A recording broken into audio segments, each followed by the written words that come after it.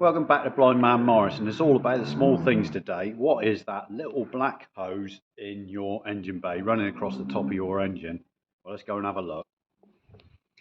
Well, here we are in the engine bay, and I've got to try and find it now. I had it earlier. There it is. This is the small black pipe.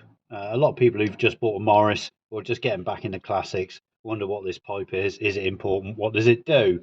So this is your vacuum advance hose, and it connects your carburetor right down over to your distributor there. And there are two types. There's the metal type, which we're not going to go into today, and this little black pipe here, which is the plastic type with two rubber connectors on either end, which connects to the carb body and the vacuum advance mechanism on your distributor. So what does it do? So it's all to do with timing, advancing and retarding the timing on your distributor depending on your driving conditions, so how heavy your foot is on the throttle.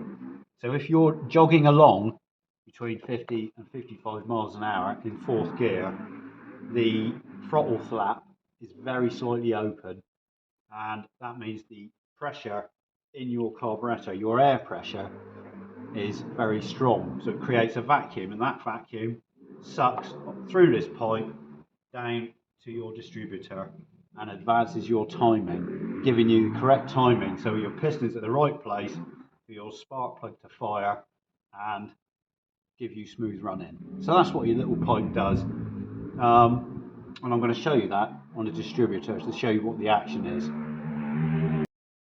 So here's the distributor out of the car with the distributor cap off. This is your vacuum advance unit, and it's linked to the base plate that the points and condenser sit on. So when you are doing 50 to 55 in fourth and the throttle flap's hardly open, there's a lot of vacuum pressure on this unit, and I'm going to show you what that looks like. So I'm going to suck on the unit and you'll see that plate move.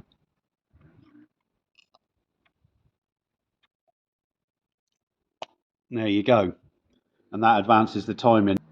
Now, if you wanted to overtake somebody and you put your foot down on the throttle, it changes the air pressure in your carburetor, which means that the vacuum pressure in the carburetor drops slightly and it retards the timing. So it releases this base plate and moves the points and condenser back and retards the timing and allows you to accelerate smoothly.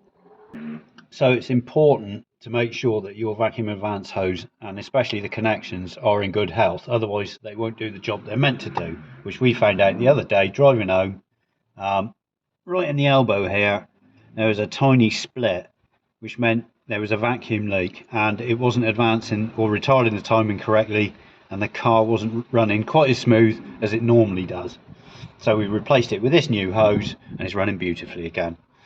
So what you want to make sure is that these aren't perished, cracked, and they're nice and malleable, both ends, and that this pipe isn't pinched or kinked or flattened, and there's no breaks in it.